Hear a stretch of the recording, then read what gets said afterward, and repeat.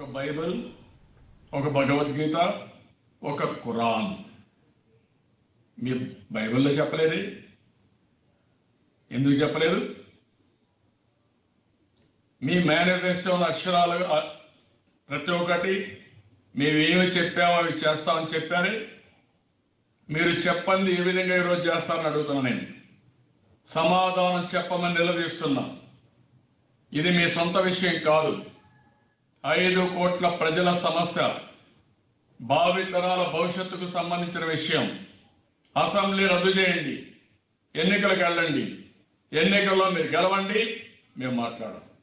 లేకపోతే మీకు మార్చే హక్కు మీకు లేదని మరొకసారి హెచ్చరిస్తున్నా. అందుకే 48 గంటల సమయం ఇస్తున్నాం.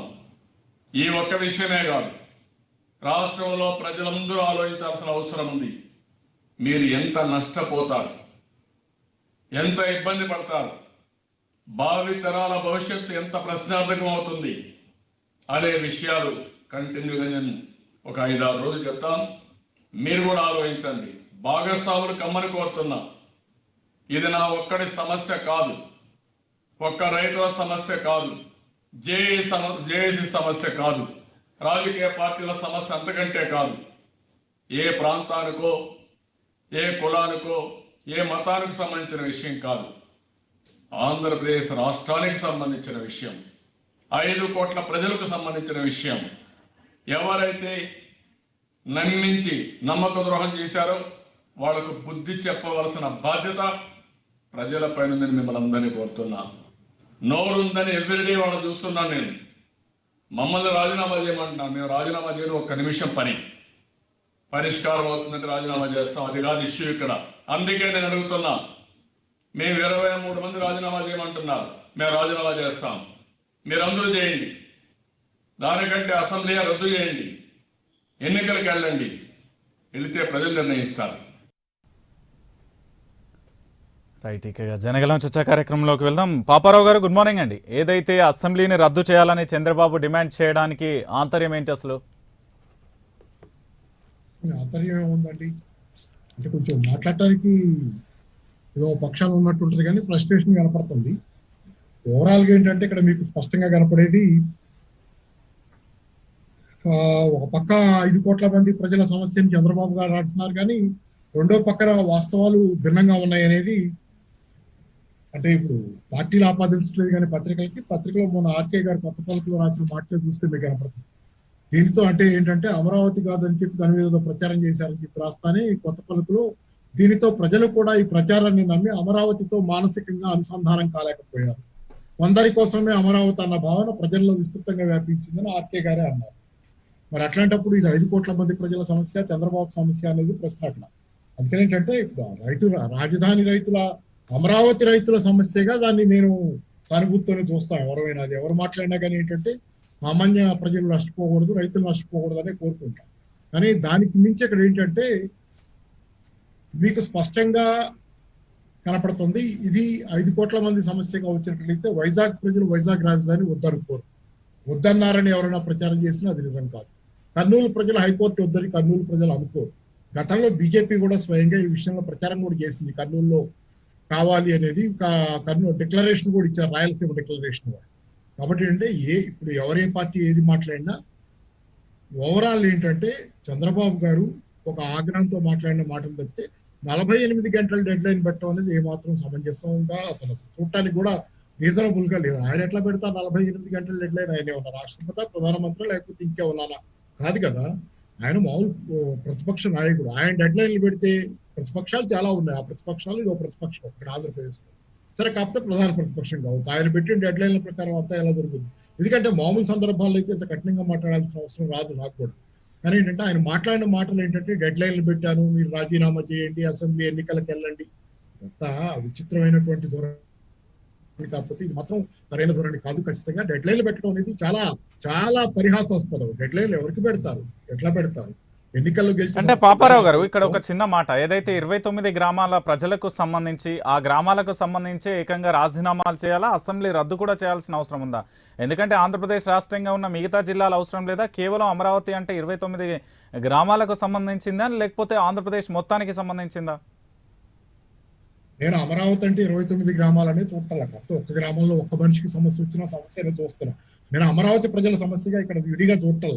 నేను ఎందుకంటే వైజాగ్ ప్రజల సమస్య, కర్నూలు ప్రజల సమస్య, రాయలసీమ సమస్య, ఉత్తరాంధ్ర సమస్యగా కూడా చూస్తున్నారు దీన్ని. ఎందుకంటే ఈ వికేంద్రీకరణ అనేది ఖచ్చితంగా మంచిదే, దానిలో తప్పేమీ లేదు. మీరు లేవరెత్తున్న రకరకాల ప్రశ్నలు ఉన్నాయి చూసారా, ఏంటంటే ఇది రాష్ట్రం సమస్య, 5 కోట్ల మంది సమస్య అనేది మాత్రం నిజం కాదు అది. ఎందుకంటే నేను ఇందాకే చదివి చెప్పాను కొత్తపల్లిలో మాట, ఆయనే స్వయంగా చెప్పారు అమరావతి ప్రజలకు మానసికంగా దగ్గర కాలేదు అని. అంటే దాని అర్థం ఏంటి? అది జగన్ ప్రచారం అని ఆయన అంటారు. సరే, అది ఆయన అభిప్రాయం, ఒక జర్నలిస్ట్ గా ఆయనకున్న అభిప్రాయం. కానీ ఒకళ్ళ ప్రచారం చేసినంత మాత్రాన్ని జరిగేటట్లయితే చంద్రబాబు గారు ఎన్నిసార్లు ప్రచారం ఎన్నో రకాలు చేసుకోగలిగిన వ్యక్తి. ఆయన కూడా చేత కదా ప్రచారం. రేపు సాయంత్రం 5ంటికి డెడ్ లైన్ పెట్టినంత మాత్రం మొత్తం తలకిందులు అయిపోదు కదా ఆంధ్రప్రదేశ్ రాష్ట్రం. కాబట్టి ఏంటి, కేవలం 29 గ్రామాల సమస్య ప్రజల సమస్యగా మాత్రమే కాకుండా అక్కడ ప్రజలకు సమస్య ఉంది. దాని అసలు ఎవరు కాదంటానికి వీల్లేదు. అమరావతి ప్రజలు నమ్మారు, నష్టపోయారు. ఎవరిని నమ్మారు, ఎవరిని నష్టపోయారు అనేది కూడా స్పష్టంగా తెలుసు అందరికి. ఎందుకంటే జగనే ఆ రోజు ఏం వాగ్దానం చేయాలి. కాకపోతే జగన్ చేసిన తప్పల్లా ఆ రోజు ఏంటంటే జగన్ ఆ రోజు అపోజ్ చేయకపోవటం అని. వీళ్ళు అనేది ఏంటంటే ఆ రోజు ఆయన కూడా సమర్థించారు కదా. అయితే నేను ఒక వీడియో స్వయంగా చూశాను. గతంలో అమరావతి మీద మాట్లాడినప్పుడే జగన్ స్పష్టంగా ఇది రియల్ ఎస్టేట్ వ్యాపారం అని కూడా చెప్పుకున్నారు. ఆయన ఆ రోజు సమర్థించడం తప్పు. పూర్తిగా ఇదే 30,000 ఎకరాలు కావాలన్నారు అనేది కూడా వాళ్ళు ఏదో చంద్రబాబు గారు కోర్కేశారని పేపర్లో వచ్చింది. సరే, అవన్నీ మాట్లాడితే తప్పే, దానిలో ఎవరు సమర్థించడానికి ఏమి లేదు. కానీ ఏంటంటే ఆ రోజే జగన్ వీడియో స్వయంగా నా దగ్గర ఇప్పుడు లేదు ఇమీడియట్ గా, కాకపోతే నేను అది సంవత్సరం అయింది చూసి. నేను ఆ వీడియోలో ఆయన చెప్పారు ఇది రియల్ ఎస్టేట్ వ్యాపారం అమరావతిలో మీరు చేస్తుందని చెప్పి ఆ రోజే అసెంబ్లీలోనే చెప్పారు జగన్ మాట్లాడుతుంది. కాబట్టి ఏంటంటే ఆ రోజు నుంచి నా స్టాండ్ కూడా అదే. మొదటి నుంచి అమరావతిని డిక్లేర్ చేసినప్పుడు ఆ తర్వాత జరుగుతుందాలో కూడా రియల్ ఎస్టేట్ వ్యాపారం జరుగుతుంది, ఇది ఒక రియల్ ఎస్టేట్ వెంచర్ గా ఉందని మాట్లాడాం. తర్వాత చంద్రబాబు గారు గతంలో పదే చెబుతా వచ్చింది కూడా మీరు చూస్తే ఏమంటారంటే రాజధాని కోసం కేంద్రం డబ్బులు ఇవ్వటం లేదని తెలుగుదేశం ఎన్నోసార్లు దుమ్మెత్తిపోసింది, దాని మీద నిరసనలు చేసింది, డబ్బు ఇవ్వటం లేదు. ఇప్పుడు ఏం చెబుతున్నారు, రాజధాని సెల్ఫ్ ఫైనాన్స్ స్కీమ్ కదా, ఎవరికేం పట్టింది, మేము రాష్ట్ర ప్రభుత్వమే సొంతగా అమరావతిలోనే జనరేట్ అయిన నిధులతో చేసుకోవచ్చు అని ఇప్పుడు మాట్లాడతాం. ఆ రోజు అందరం నమ్మే కదా మాట్లాడాం. అది సెల్ఫ్ ఫైనాన్స్, కేంద్ర ప్రభుత్వం డబ్బులు ఇవ్వటం లేదని నేను కూడా మాట్లాడాను. బలేరా అనే చోట గుజరాత్ లో చేసుకుంటుంది బీజేపీ, సో తమకైతే చేసుకుంటున్నారు, ఆంధ్రప్రదేశ్కి చేయట్లేదు అందరం మాట్లాడిన వాళ్ళు. మరి ఈ మాటలు నమ్మే కదా కేంద్రం డబ్బులు ఇవ్వట్లేదు, సెల్ఫ్ ఫైనాన్స్ స్కీమ్ అని మీరు ఇప్పుడు వచ్చి చెప్తే ఎవరిని పిచ్చోళ్ళని చేయడానికి. రైట్. అంటే ఇక్కడ మనం ఏదైతే బొత్స సత్యనారాయణ వ్యాఖ్యలు కానీ, ఇటు అనిల్ కుమార్ యాదవ్ వ్యాఖ్యలు కానీ, ఇటు మరోవైపు ఏదైతే చంద్రబాబు చేసిన వ్యాఖ్యలకు కౌంటర్గా మొదలవుతుంది. ఇటు ఏదైతే ఎమ్మెల్సీగా రాజీనామా చేసి అమరావతి ప్రాంత ప్రజలకు నేను మద్దతు తెలుపుతున్నాను, నా రాజీనామా కూడా ఏదైతే పూర్తిగా కూడా అమరావతి ప్రాంత ప్రజల కోసమే అనే నినాదం నిజమే అంటారా అసలు? ఎవరు ఎమ్మెల్సీగా రిజైన్ చేసేది? అంటే బీటెక్ రవికి సంబంధించింది ఏదైతే ఎమ్మెల్సీగా రిజైన్ కు సంబంధించి ఎమ్మెల్సీ రిజిగ్నేషన్. నేను ప్రజల పోరాటాన్ని అయితే నేను కించపరచదలుచుకోవాలి. అమరావతిలో ఖచ్చితంగా సమస్య ఉన్న సామాన్య జనం చాలా మంది ఉన్నారు, వాళ్ళ సమస్యగా దాన్ని చూస్తున్నారు. ఎందుకంటే ఇక్కడ ఇప్పుడు మళ్ళీ వ్యవసాయం చేసుకునే అవకాశం లేదనే పరిస్థితి కూడా ఉందనేది వింటున్నాం ప్రభుత్వం. కాబట్టి ఏంటంటే వాళ్ళకి అది సమస్య, దాన్ని పరిష్కారం చేయాల్సిన బాధ్యత ప్రభుత్వం మీద ఉంది. కానీ మన రాజీనామాలు వీటితోనే 3 ప్రాంతాలకు న్యాయం చేస్తామని చెబుతారు. ఒక చిన్న ఉదాహరణ చెబుతాను నేను. ఈ మధ్యకాలంలో ఒక సంవత్సరం క్రితం కూడా కాదు, 8 నెలలు 9 నెలల క్రితం 10 నెలల క్రితం వార్తే, ఇంగ్లాండ్ లో కూడా లండన్ ఒకటే రాజధానిగా కాకుండా 3 ప్రాంతాల్లో 3 రాజధానులు పెట్టాలని ఆలోచన చేశారండి కొత్త ఇప్పుడున్న ప్రభుత్వం. అక్కడ జాన్ మేజర్, ఇప్పుడు ఉన్న పిఎం పేరు గుర్తులేదు నాకు, ఆయన స్వయంగా ఈ నిర్ణయం తీసుకునే ప్రతిపాదన చేశారు ఆ మధ్యకాలంలో. అది ఫైనాన్షియల్ టైమ్స్ అనే లండన్ నుంచి వచ్చే పత్రికలో వచ్చినటువంటి వార్త ఏంటంటే లండన్ ఒకటే రాజధానిగా ఉండేటట్లయితే పరిపాలన వికేంద్రీకరణ జరగకపోతే అభివృద్ధి కూడా వికేంద్రీకరణ జరగట్లా, కేంద్రీకరణ జరుగుతుందని దాని మీద లండన్ ఒకటే కాకుండా దేశంలో ఇంకా 2 రాజధానులు ఉండాలనే ప్రతిపాదన చేసుకున్నారు వాళ్ళు. అందుకని ఏంటంటే ఇది కొత్తగా ఇక్కడ జరుగుతుంది కాదు, సౌత్ ఆఫ్రికాలో ఎక్కడ కొన్ని చోట్ల ఫెయిల్ అయి ఉండొచ్చు, దానికి తప్పేం లేదు. అందుకని ఏంటంటే అంత మాత్రాన రాజధాని వికేంద్రీకరణ పూర్తిగా తప్పు, పరిపాలన వికేంద్రీకరణ అభివృద్ధి వికేంద్రీకరణ కాదు అని చెప్పడం తప్పు. ఎందుకంటే అభివృద్ధి వికేంద్రీకరణ కానప్పుడు హైకోర్టు వస్తే మీకేం ఒరుగుద్దని కర్నూలు ప్రజలు అడుగుతున్నారు, దానివల్ల కర్నూలుకి ఏం ఒరుగుద్దని. మరి అట్లాంటప్పుడు అమరావతికి ఏం ఒరుగుద్ది, హైకోర్టు అమరావతిలో ఉంటే అంటే ప్రశ్న జవాబు అయ్యేటట్లయితే ఇదే ప్రశ్న ఉంటుంది. అందుకని ఏంటంటే అమరావతికి ఒరిగేటట్లయితే కర్నూలుకి కూడా ఒరుగుద్ది, దానిలో సమస్య ఉంది. అందుకని ఏంటంటే నేను అమరావతి ప్రజల్ని, కర్నూలు ప్రజల్ని, విశాఖపట్నం ప్రజల్ని పోటీ పెట్టదలుచుకోవాలా. అది ఆంధ్రప్రదేశ్ ప్రజలైనా, తెలంగాణ ప్రజలైనా, భారతదేశంలో ప్రజలైనా, ప్రపంచ ప్రజలైనా, మనిషి అన్న వాళ్ళు ఎక్కడైనా మనిషికి మంచి జరగాలి, దాన్ని కాదనం. కానీ మనిషికి పోటీ పెట్టి ఇంకా సంకుచితంగా ఈ దేశం లాంటి దేశంలో కులానికి పోటీ పెట్టే రాజకీయం అనేది మంచిది కాదు, ఆ రాజకీయం చేయకూడదు. కాబట్టి ఖచ్చితంగా ఏంటంటే తప్పు. ఎందుకంటే ప్రజలు ఆమోదించి ప్రజలు కోరుకున్నప్పుడు ఇప్పుడు రిఫరెండంకి వెళ్ళండి అంటారు, లేకపోతే అసెంబ్లీ వద్దు చేయండి అంటారు. దానికి ఏమైనా అర్థం ఉందా? ఎందుకు మీరు ఆ రోజు రిఫరెండం పెట్టి శివరామకృష్ణ నివేదికని కాదని మీరు ఏ రిఫరెండం లేకుండా మీ సొంతగా నిర్ణయం ప్రకటించేశారు, ప్రతిపక్షాలతో కూడా చర్చించకుండా అమరావతి రాజధాని ఎవరిని ఆలోచించి ఎవరిని అడిగి చేశారు? ఆ రోజు అడిగి చేశారా? మీరు అడిగి చేసిన తర్వాత చప్పట్లు కొట్టారు జన అసెంబ్లీలో. రైట్ ఒక్క నిమిషం అండి మనకు కాలర్ అందుబాటులో ఉన్నారు. వెంకట్ గారు విజయవాడ నుంచి. వెంకట్ గారు నమస్తే అండి. రంజిత్ గారు చెప్పండి వెంకట్ గారు. సార్, ఇప్పుడు ప్రజాక్షేత్రంలో ప్రతి అంశం మీద రాజీనామా చేయాలి అంటే ప్రభుత్వాలు 5 ఏళ్లు గడవండి. ప్రభుత్వానికి 5 ఏళ్లు రెఫరెండం ఇస్తారు ప్రజలు. ఇప్పుడు గతంలో 5 ఏళ్లు చంద్రబాబు నాయుడు గారి పరిపాలనకి 2019లో ప్రజలు రెఫరెండం ఇచ్చారండి. ఇక గతంలో కేసీఆర్ గారు ప్రత్యేక తెలంగాణ కావాలని చెప్పి ఆయన పార్టీ వాళ్ళని రాజీనామా చేయించారు తప్ప ప్రభుత్వం మొత్తం ఎక్కడా రాజీనామా చేయలేదండి. ఈ రోజున ఇంకొక విషయం ఏంటంటే, అమరావతిలో రాజధాని ఉండాలనేది చంద్రబాబు నాయుడు గారి నిర్ణయం. ఈ రోజు అమరావతి రాజధానిగా ఉందండి. కాకపోతే ఇంకొక 2 రాజధానులు ఎక్స్టెన్షన్ చేసుకున్నారనేది వాస్తవం. ఇక అలాగే ఈ రోజున రాజీనామాలు చేయండి అని అంటే ఆయన చిత్తశుద్ధి ఉంటే అటు రాయలసీమలో మాకు హైకోర్టు వద్దని చెప్పేసి అటున్న ఎమ్మెల్యేల చేత రాజీనామా చేయించుకోవాలి. అలాగే విశాఖపట్నంలో పరిపాలనా రాజధాని వద్దనుకుంటే అక్కడున్న ఎమ్మెల్యే చేత చేయించుకొని వాళ్ళ నిర్ణయాన్ని తెలియపరిస్తే రేపొద్దున మళ్ళీ వాళ్ళనే గెలిపిస్తే వాళ్ళ నిర్ణయం మంచిదనుకుంటారండి. అంతేగాని ప్రతి చిన్న విషయంలో కూడా మరి గతంలో రాజ్యాంగానికి వ్యతిరేకంగా 23 మంది ఎమ్మెల్యేలను తన పార్టీలో పెట్టుకొని 5 ఏళ్లు కూడా వాళ్ళ లెక్కల్లోనేమో వైసీపీ పార్టీ చూయించుకున్నప్పుడు మరి రెఫరెండంకి ఎందుకు వెళ్ళలేకపోయారండి? ఇక్కడ ఇంకో చిన్న విషయం ఒకటి గుర్తు చేయాలి సార్. ఇప్పుడు బీజేపీ పార్టీ గాని దానికి మద్దతు ఇచ్చే జనసేన పార్టీ గాని ఈ ఇద్దరు కూడా ఒకప్పుడు కర్నూలులో రాజధాని ఉండాలని చెప్పారా లేదా అండి? అది ప్రజలందరికీ తెలిసిన విషయమే కదా సార్. ఈ రోజున మరి పవన్ కళ్యాణ్ గారు కర్నూలులో రాజధాని వద్దు అని ప్రత్యక్షంగా చెప్పగలరా సార్? ఈ రోజున ఒకవైపు ఏమో రాజధాని అమరావతిలో ఉండాలంటారు, రాజధానిలో అమరావతి అక్కడే ఉంది, దాన్ని ఎవరూ మార్చలేదు. మరి అటువంటప్పుడు వీళ్ళు ఏ విధంగా రాజీనామా చేయమని అడుగుతున్నారనేది వాళ్ళ చిత్తశుద్ధికి వదిలేయాలి సార్. రైట్ థ్యాంక్ యూ అండి వెంకట్ గారు. మరో కాలర్ కూడా అందుబాటులో ఉన్నారు. రాయచోటి నుంచి షాజహాన్ గారు నమస్తే అండి. నమస్తే అండి రంజిత్ గారు. పాపారావు గారు చెప్పిన ప్రతి మాట వాస్తవం అండి. జగన్ గారు హైదరాబాద్ లో అసెంబ్లీ ఉన్నప్పుడు ఏం చెప్పారండి, బలవంతంగా మీరేం చెప్తారో చెప్పండి జగన్ గారు అని అక్కడున్న మంత్రులు అప్పుడు నిలదీశారండి. ఆయన చెప్పింది ఏమంటే ఎక్కడైనా పెట్టండి 30,000 ఎకరాలు కావాలి, ప్రభుత్వ భూమి ప్రజల దగ్గర నుంచి తీసుకోమని చెప్పలేదండి, ప్రభుత్వ భూమి తీసుకోండి అని చెప్పారు. ప్రభుత్వ భూమి తీసుకోమని చెప్పి హైదరాబాద్ అసెంబ్లీ ఉన్నప్పుడు చెప్పారండి. ఆ తర్వాత ఏమైంది, వీళ్ళు వచ్చి ఇక్కడ నారాయణ కమిటీ అని ఒకటి వేసి వీళ్ళకి కావాల్సిన భూములని సేకరించి వీళ్ళకి ఎవరో ముందు కావాల్సిందో ముందు నూజివీడు అన్నారండి, ఆ తర్వాత విజయవాడ అన్నారండి. రైట్ థ్యాంక్ యూ అండి. మరో కాలర్ కూడా అందుబాటులో ఉన్నారు. ప్రకాష్ గారు నమస్తే అండి. రంజిత్ గారు నమస్తే. నమస్కారం, చెప్పండి సార్. ముందుగా ఈరోజు వంగపండు ప్రసాద్ రావు గారు మా ఉత్తరాంధ్ర ఉరుము అనుమూసింది సార్. వారికి వారి కుటుంబానికి నా ప్రగాఢ సంతాపం తెలియజేస్తాను సార్.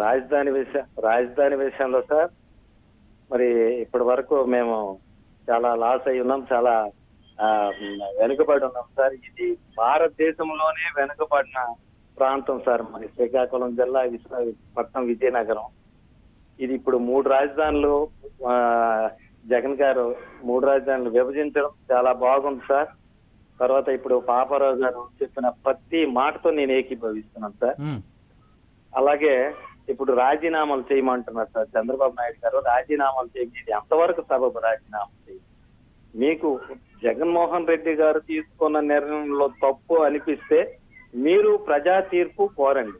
మీ 23 మంది ఎమ్మెల్యేలతో రాజీనామాలు చేయించి ప్రజా తీర్పు కోరండి. ఆ ప్రజా తీర్పులో మీకు అనుకూలంగా వస్తే అప్పుడు ప్రజలు కూడా మీ వైపు ఉన్నట్టే తీర్పు కూడా అప్పుడు ఆలోచిస్తారు, మార్చడానికి కూడా అవకాశం ఉంటుంది. అంతేగాని మరి గతంలో అమరావతి స్థాపించినప్పుడు ఎవరికైనా చెప్పారు సార్, ఇలాగా ఏ వేదిక మీదైనా చర్చించారా? ఏ మేధావులతోనో కనీసం సాటి మా రాజకీయ పార్టీలతోనో లేదా మీలాంటి జర్నలిస్టులతోనో ఎవరితోనైనా చర్చించారు సార్. ఏమీ లేకుండా అర్ధరాత్రి స్వాతంత్రం లాగా అప్పటికప్పుడు ఇది విచ్చేసి అమరావతిని ప్రకటించారు. అలాగే అక్కడ ఉన్నారు, నేను కూడా ఒక రైతు పెట్టాను సార్. అక్కడ అమరావతిలో ఇప్పుడు దీక్ష చేస్తున్న రైతులు కూడా వారికి కూడా ఏ నష్టం చేయటం లేదు సార్ జగన్మోహన్ రెడ్డి గారు. రైట్ రైట్, థ్యాంక్ యూ అండి, థ్యాంక్ యూ. ప్రకాష్ గారు మరో కాలర్ కూడా అందుబాటులో ఉన్నారు హైదరాబాద్ నుంచి, సత్యనారాయణ గారు. సత్యనారాయణ గారు నమస్తే అండి. నమస్తే సార్, రంజిత్ గారు బాగున్నారా? ఫైన్ అండి, మీరు ఎలా ఉన్నారు? పుల్లారావు బాగున్నాం సార్. పుల్లారావు గారు చెప్పింది 100% కరెక్ట్ అండి. రాజధాని అనేది ఒక ప్రాంతాన్ని కాదు, 2 డిస్ట్రిక్ట్ వాళ్ళు కృష్ణా గుంటూరు వాళ్ళు రిజైన్ చేస్తే వాళ్ళు ఇద్దరేనా రాజధాని నిర్ణయించేది? 5 కోట్ల మంది కదా. ఇంకోటి సార్, ఇది తప్పు చేసింది తెలుగుదేశం పార్టీ. 33,000 ఎకరాలు పంటల పండే భూమి ఎందుకు తీసుకోవాలి? మొత్తం 15,000 ఎకరాలు గవర్నమెంట్ ఉంది కదా, అది తీసుకోండి. ఆటో పక్కకు పోతుంటే వాళ్ళు రాత్రి కాదు సార్. హైదరాబాద్ అంటే నగరం అంటే 2వ నగరం విశాఖపట్నం, అక్కడ పెట్టినప్పుడు మెల్ల డెవలప్ చేసుకోవచ్చు. ఇంకోటి రాజధాని గురించా నవనగరాల గురించా? రాజధాని అక్కడే ఉంటే సరిపోతారా? 55 ఎకరాలు ఏం చేస్తారు? ఈ నవనగరాలు చేస్తాం, ప్రపంచ స్థాయి నగరం చేస్తాము. అసలు ఎంత అర్థం లేదు సార్. మన హైదరాబాద్ మన ఇండియాలో కమర్షియల్ జోన్ ఒక 50 సెంట్లు ఉన్నారు సార్. 30 సెంట్లు ఆయన దగ్గర తీసుకున్నారు. ఆయన కమర్షియల్ ప్లేస్ ఎంత వస్తుంది సార్? 100 గజాలు ఎకరాలు కానీ 50 గజాలు కమర్షియల్ ప్లాట్ ఇస్తాడా? మరి ఏం చేస్తాడు? 50 గజాలు కట్టుకోవచ్చా? 2 ఎకరాలు ఉన్నారు సార్, వాళ్ళు 100 గజాలు కమర్షియల్ ప్లాట్ ఏం చేస్తాడు? ఇవన్నీ పేరు పెట్టడానికి కానీ మన దగ్గర ఏముంటుంది సార్? రోడ్ సైడ్ ఉన్నది కమర్షియల్ కట్టుకుంటాడు, వెనక ఇల్లు కట్టుకుంటాడు. ఇదంతా ప్రజలు మధ్య పెట్టి సార్. థ్యాంక్ యూ అండి సత్యనారాయణ. రైట్, సుధాకర్ గారు గుడ్ మార్నింగ్ అండి. Good morning. ముఖ్యంగా సుధాకర్ గారు, మనం చూస్తున్నాం ఏదైతే అమరావతికి సంబంధించి అసెంబ్లీని రద్దు చేయాలంటూ కూడా 48 గంటల సవాల్ను విసిరారు చంద్రబాబు. ఇటు మరోవైపు ఎంపీ రఘురామకృష్ణమరాజు కూడా ఏదైతే ప్రజాభిప్రాయ సేకరణ తీసుకోవాలంటూ కూడా వ్యాఖ్యలు చేస్తారు. ఈ 2 కోణాలను మనం ఏ విధంగా చూద్దాం? ఎందుకంటే అమరావతికి సంబంధించి రాజకీయం మాత్రం రోజు రోజుకు తారాస్థాయికి ప్రతి విమర్శలు పోతున్నాయి. ఇటు ప్రజాభిప్రాయ సేకరణ అని ఒకరు, లేకపోతే చట్టాలను గౌరవించాలని మరొకరు, లేకపోతే ఇద్దరి మధ్య వ్యక్తిగత శత్రుత్వమే ఈ అమరావతి మార్ప. ఏ కోణంలో చూద్దాం అసలు అమరావతి ఇష్యూకు సంబంధించి? దీన్ని వ్యక్తిగత శత్రుత్వము మరొకటిగా చూడనవసరం లేదు. స్పష్టంగా చంద్రబాబు నాయుడు దగ్గర పొలిటికల్ ఆప్షన్స్ ఖతం అయిపోయినాయి. చంద్రబాబు నాయుడుకి పొలిటికల్ ఆప్షన్స్ లేవు. ఆయన చేసిన అతిపెద్ద తప్పు నా దృష్టిలో ఏంటంటే, గత 5 సంవత్సరాల్లో కనీసం 1 లేదా 2 పర్మనెంట్ స్ట్రక్చర్స్ని ఆయన నిర్మాణం చేసి ఉంటే అసలు అమరావతి నుంచి ఫంక్షనల్ క్యాపిటల్గా విశాఖపట్నానికి వెళ్ళవలసినటువంటి, లేదా జ్యుడిషియల్ క్యాపిటల్గా కర్నూలుకి వెళ్ళవలసినటువంటి పరిస్థితి వచ్చి ఉండేది కాదు. మళ్ళీ మనమే అధికారంలోకి వస్తామన్నటువంటి ఒక తప్పుడు అంచనాతోటి వాళ్ళు అన్ని టెంపరరీ స్ట్రక్చర్స్ కట్టడం వల్ల ఇప్పుడు ఈరోజు జగన్కి అవకాశం వచ్చింది. రెండవది టెక్నికలీ, నేను కేవలం టెక్నికల్గా మాట్లాడుతున్నాను. టెక్నికలీ ప్రభుత్వము ప్రవేశపెట్టినటువంటి బిల్ ఏదైతే ఉందో, ఈ బిల్లు రాజధాని మార్పిడి కాదు, పరిపాలన వికేంద్రీకరణ చట్టం. ఇది రాజధాని మార్పిడి చట్టం, లేకపోతే 3 రాజధానుల చట్టం కాదు. ఇది 3 రాజధానుల చట్టం అన్నది పత్రికలు వాడుతున్నటువంటి భాష, మీడియా వాడుతున్నటువంటి భాష, తెలుగుదేశం ప్రమోట్ చేస్తున్న భాష. వాస్తవానికి పరిపాలన వికేంద్రీకరణ చట్టం ఇది. దీనిలో భాగంగా క్యాపిటల్ అమరావతిలోనే ఉంది. అమరావతిలోని అడ్మినిస్ట్రేటివ్ ఫంక్షన్ ఏదైతే ఉందో ఇది విశాఖపట్నంకి, జ్యుడిషియల్ ఫంక్షన్ ఏదైతే ఉందో ఇది కర్నూలుకి మారుస్తున్నారు. కాబట్టి అమరావతి టెక్నికల్గా continues to be the capital of Andhra Pradesh. Amaravati continues to be the technical capital. అయితే సాంకేతికంగా జగన్మోహన్ రెడ్డి గారు ఏం చేస్తున్నారంటే, ఒక ఫంక్షన్, లెజిస్లేటివ్ ఫంక్షన్ని అమరావతికి పరిమితం చేసి అడ్మినిస్ట్రేటివ్ ఫంక్షన్ని ఆయన విశాఖపట్నంకి తరలిస్తున్నారు. దీనిని అభ్యంతర పెట్టడం వల్ల తెలుగుదేశం ఈ 2 ప్రాంతాల్లో కూడాను తన యొక్క పరపతిని కోల్పోతుంది, ప్రభావాన్ని కోల్పోతుంది, ప్రజా మద్దతుని కోల్పోతుంది. కాబట్టి తెలుగుదేశము కేవలము అమరావతికి అనుకూలంగా మాత్రమే మాట్లాడడం వల్ల రాజకీయంగా తెలుగుదేశం పార్టీ దెబ్బతింటుంది అన్నటువంటి విషయాన్ని తెలుగుదేశం గుర్తుంచుకోవాలి. ఇది వాస్తవానికి చాలా అసలు వివాదం కాకూడనటువంటి విషయము. ఇది వివాదం కాకూడని విషయము. ఒక లెజిస్లేటివ్ ఫంక్షన్ వేరే చోటకి వెళ్ళినంత మాత్రాన ఏదో ప్రపంచం బద్దలైనట్టుగా తెలుగుదేశం ఏదైతే చెప్తుందో అది తప్పని నా అభిప్రాయం. ఎందుకంటే 10 రాష్ట్రాల్లో లెజిస్లేటివ్ ఫంక్షన్స్ని వేరే వేరే ప్రాంతాలకు షిఫ్ట్ చేసినటువంటి దాఖలాలు ఉన్నాయి. అలహాబాద్ హైకోర్టు ఉంటుంది, లక్నో రాజధాని ఉంటుంది, అలహాబాద్లో ఒక బెంచ్ ఉంటుంది. ఈ రకమైనటువంటి పరిస్థితులు 10 ఉన్నాయి. 2 రాజధానులు ఉన్నవి కూడాను 7-8 రాష్ట్రాలు ఉన్నాయి. ఉదాహరణకి కర్ణాటక రాష్ట్రాన్ని తీసుకోండి. Belgaum is the second capital. Jammu కాశ్మీర్లో Jammu is the second capital. So ఈ రకమైన పరిస్థితులు ఉన్న నేపథ్యంలో దీనిని అమరావతిని ఒక పొలిటికల్ ఇష్యూగా మార్చడానికి ప్రయత్నం చేయటం వల్ల రీజనల్ ప్యాషన్స్ పెరుగుతాయి, రీజనల్ టెన్షన్స్ పెరుగుతాయి, తెలుగుదేశం పార్టీ నష్టపోతుంది. మూడవది, తెలుగుదేశం పార్టీ అయినా మిగతా పార్టీలైనా పోరాడవలసింది అమరావతిలో భూములు ఇచ్చి, ప్రభుత్వ మాటను నమ్మి భూములు ఇచ్చిన రైతుల హక్కుల కోసం పోరాడాలి. ఎందుకంటే ఈరోజు కోర్టుకు వెళ్ళినా కూడాను ఒకే ఒక్క విషయం మీద వీళ్ళు కోర్టుకు వెళ్ళగలరు. సిఆర్డిఏ వాళ్ళతో చేసుకున్నటువంటి ఒప్పందాల్లో భాగంగా ఏ ఏ అంశాలనైతే హామీలనైతే ఇచ్చిందో ఆ హామీలను నెరవేర్చమని వీళ్ళు కోర్టుకు వెళ్ళగలరు. అంతకు మించి వేరే అవకాశం లేదు. కాబట్టి అమరావతి రైతుల పక్షాన మాట్లాడుతున్న వాళ్ళు ఈ లీగల్ ఆస్పెక్ట్ని దృష్టిలో ఉంచుకుని రైతులకు న్యాయబద్ధమైనటువంటి వాళ్లకు రావలసినవి వచ్చే దిశగా ప్రయత్నం చేయాలి తప్ప 3 రాజధానులని టెక్నికల్ గా అడ్డుకోవడానికి వాళ్ళ దగ్గర ఎటువంటి సౌలభ్యము లేదని నా అభిప్రాయం అండి. రైట్ ఒక్క నిమిషం అండి, మనకు కొంతమంది కాలర్స్ అందుబాటులో ఉన్నారు. కోటేశ్వరరావు గారు విజయవాడ నుంచి. కోటేశ్వరరావు గారు నమస్తే అండి.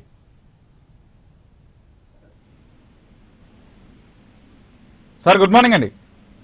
నమస్తే అండి, చెప్పండి. విజయవాడ నుండి మాట్లాడుతున్నాము. చెప్పండి. మన అమరావతి తర్వాత 3 రాజధానుల విషయం. హలో, చెప్పండి ఎంఎస్ రావు గారు. అమరావతి తర్వాత 3 రాజధానుల విషయము ఇప్పుడు సెటిల్మెంట్ అయినందుకు అందరికి ధన్యవాదాలు తెలియజేస్తున్నామండి. ఇప్పుడు ముఖ్యంగా అమరావతిలో ఏం జరిగిందంటే, ఒక రైతు పేరు మీద 10 ఎకరాలు ఉందనుకోండి, వాళ్ళకి వారసత్వము సరైనటువంటి డాక్యుమెంటేషన్ తహసీల్దార్ దగ్గర లేక ఎన్నో వేల సంవత్సరాల నుండి పెండింగ్ పడిపోతూ వస్తుంది. ఈ భూముల వ్యవహారం అనేది పశ్చిమ బెంగాల్లో కానివ్వండి, ఢిల్లీ కానివ్వండి, మరి తమిళనాడు కానివ్వండి, ఆంధ్ర కానివ్వండి, వాళ్ళకి ఏదో విధంగా సెటిల్ చేయడానికి బోత్ సైడ్స్ కూడా అధికారులను ఏర్పాటు చేసుకుంటే తహసీల్దార్ గారి కనుక సంప్రదిస్తే అది ఒక్కటే ఉంది. తహసీల్దార్ గారి దగ్గర తీసుకునేటువంటి ఫ్యామిలీ సర్టిఫికేట్ వారసత్వం మాత్రమే ఉంది. అయితే వీళ్ళల్లో 10 మంది వారసులకు రావాల్సిన డబ్బులు ఎవరో ఒకళ్ళు మాకు ఇచ్చేసేయండి క్లెయిమ్ చేయడం వలన వారసుల్లో కుమ్ములాట్లు బుద్ధులాట్లు ఉండటం వల్ల ఇది ఎంతో కాలంగా పాపం కష్టపడి సంపాదించుకున్న రైతుల సొమ్మంతా కూడా పెండింగ్ పడిపోవడం వల్ల ప్రభుత్వం కూడా ఏమి చేయలేక వారికి డబ్బులు చెల్లిస్తే కదా మరి ఆ భూమి వారికి దక్కేది. ఇప్పుడు హైకోర్టు ఉన్నటువంటి స్థలం ఉంది, అది 10 మంది రైతుల యొక్క స్థలం అనుకుందాము, కంటిన్యూ అయ్యేది. ఆ ప్రాబ్లమ్స్ వల్ల మొత్తం రాజధాని అంతా తరలించాల్సి వస్తుంది. ప్రభుత్వానికి చాలా నష్టం జరిగింది. అయితే ఎక్కడైనా వైజాగ్ లో కానీ ఎక్కడైనా సరే ముందు డాక్యుమెంటేషన్ క్లియర్ చేసుకున్న తర్వాత ఆ స్థలంలో నిర్మాణానికి ప్లాన్ అప్రూవల్స్ పంపించుకుంటేనే ఏదైనా సేఫ్ సైడ్. విజయవాడలో కానివ్వండి, ఇప్పుడు మాన్సాస్ ట్రస్ట్ ఉంది విజయనగరం, వారు దాయాదులు కూడా ఈ విధంగానే సరైనటువంటి వారసత్వ ధృవీకరణ చూపించలేక వారిలో వారు కోర్టులోకి వెళ్ళి మరి ఒకళ్ళు ఈ విధంగా చేసుకోవడం అనేటువంటిది కొన్ని వందల సంవత్సరాలు జరుగుతోంది. రైట్, ఖమ్మం నుంచి కృష్ణ యాదవ్ గారు నమస్తే అండి. నమస్తే అండి, బాగున్నారండి? ఫైన్ అండి, మీరు ఎలా ఉన్నారు? బాగున్నా అండి. ఇక్కడ 2 థింగ్స్ అండి. మనం ఫస్ట్ అండర్స్టాండ్, ఇప్పుడు వాంచు కమిటీ 50s లోనే it has recommended Vijayawada and Guntur as the ideal capital region 50s లో. ఇప్పటిలాగా ఇప్పుడు శివరామకృష్ణ కమిటీ ఏంటంటే అది ఇట్స్ కలర్డ్ గా అది చిదంబరం కావాలని చేశాడు అని అన్ని అంటుంటారు. బట్ ఎనీవే అవన్నీ వాటిలో పక్కకు పెట్టినా కూడా ఇప్పుడు ఇవాళ క్యాపిటల్ లేదు అంటాం కూడా భ్రమ అండి. అంటే ఇప్పుడు చంద్రబాబు సవాల్ను మీరు ఏ విధంగా చూస్తారు? అది నేను పెద్దగా పాజిటివ్ గా తీసుకోవట్లేదండి. ఎందుకంటే అదేమి అది ఇప్పుడు క్యాన్సిల్ ఓకే, వీళ్ళు ప్రామిస్ వీళ్ళు ఒక రకంగా వంచన చేశారనేది కరెక్టే.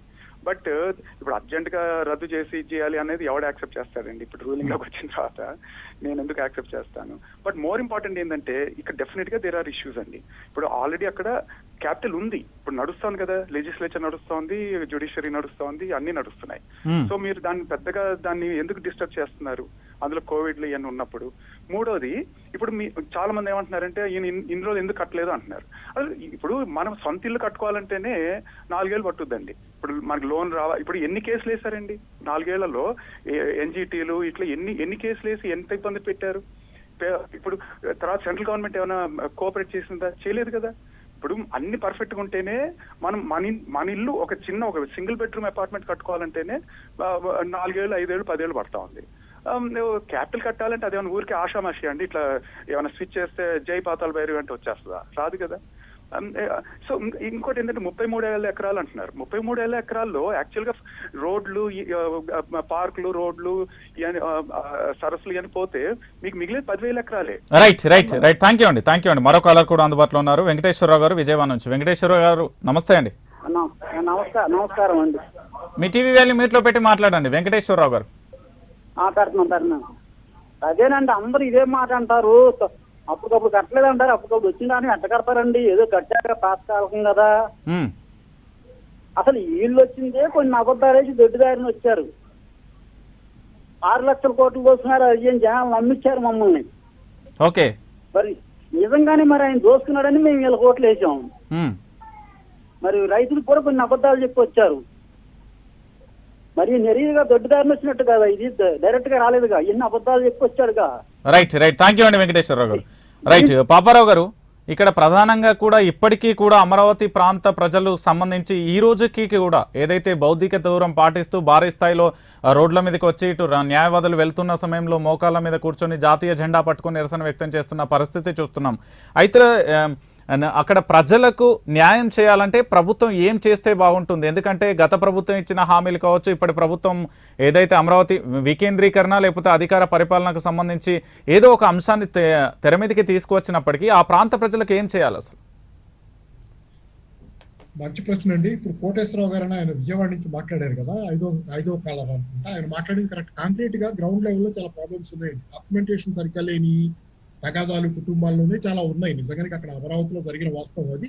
అలాగే జెన్యూన్ గా డాక్యుమెంటేషన్ ఉండి అంతా జరిగిన చోట, సరే పంపకాలు సరిగ్గా కుటుంబంలో జరిగిన చోట కూడా ఇంకా చంద్రబాబు ఉండగా కూడా వాళ్ళకి ఇప్పటికైతే న్యాయం ఏం జరిగి లేదు. వాళ్ళకి జరగాల్సింది అంటే ఏంటంటే ఇప్పుడు రియల్ ఎస్టేట్ పెరిగిన లెవెల్లో అసలు మామూలుగానే రియల్ ఎస్టేట్ డిక్లైన్ లో ఉంది. అమరావతి ఈ రోజు కొత్తగా అమరావతి రాజధాని వికేంద్రీకరణ వల్ల, అమరావతి రాజధానిగా ఎక్స్క్లూజివ్ గా లేకపోవడం వల్ల అక్కడ భూముల విలువ తగ్గటమే కాదు, ఓవరాల్ గా కొంత తగ్గింది నిజమే. కానీ ఏంటంటే అసలు ఓవరాల్ రియల్ ఎస్టేట్ డిక్లైన్ లో ఉంది, దేశంలోనే డిక్లైన్ లో ఉంది కోవిడ్ తర్వాత కానీ ఆ తర్వాత ముందు నుంచి కూడా. కాబట్టి ఏంటంటే ఆ డిక్లైన్ కొంత ఉంటుంది ఖచ్చితంగా. కాబట్టి ఏంటంటే రియల్ ఎస్టేట్ ఎప్రిసియేషన్ లెవెల్లో మళ్ళీ రైతులకు పే చేయాలనేది సాధ్యం అవుద్దని అనుకోవటం. జరిగితే మంచిది, ఎవరు కాదంటారు కదా, ఇస్తే రైతులకు కాకపోతే ఆస్తులను కుటుంబాలకు ఎవరికి ఇచ్చినా ఆ ఆస్తి ఎవరికైతే వాళ్ళకి ఇస్తే అది అభ్యంతరం లేదు, సరే జరగనివ్వండి. కానీ ఏంటంటే ఈ రోజు ప్రభుత్వానికి 1,00,000 కోట్లు కావాలన్నట్లు కంపెన్సేషన్ అని నేను ఎక్కడ చదివాను. ఇవన్నీ ఇవ్వాలంటే అది సాధ్యమయ్యే విషయం కాదు. అసలు రాష్ట్ర బడ్జెట్ సుమారుగా ఆ చుట్టూ దానికంటే కొంత ఎక్కువ ఉంది. కానీ ఖచ్చితంగా ఏంటంటే అది సాధ్యమయ్యే పని కాదు, అది ఎవరు ఇవ్వగలిగింది కూడా కాదు, దేశ కేంద్ర ప్రభుత్వం కూడా ఇవ్వగలిగిన అమౌంట్ కాదు. కాబట్టి ఏంటంటే ఆ స్థాయిలో కాకపోయినా రైతాంగానికి ఓవరాల్ గా ఇప్పుడు ఆ భూములు అయితే మాత్రం మళ్ళీ వ్యవసాయానికి పనికిరావనే మాట ఉంటుంది. దాన్ని కాదని ఎవరంటారా వైసీపీ వాళ్ళతో సహా నాకు తెలిసినంత వరకు. కాబట్టి ఆ భూములు ఏదైనా జరగనివ్వండి, డెవలప్మెంట్ పేరుతో రోడ్లు కానివ్వండి, లేకపోతే చదువులు చేయటం కానివ్వండి, ఏదైనా జరగనివ్వండి, కానీ అవి మళ్ళీ రిక్లైమ్ చేయటం సాధ్యం అనేది ఒక ప్రశ్న.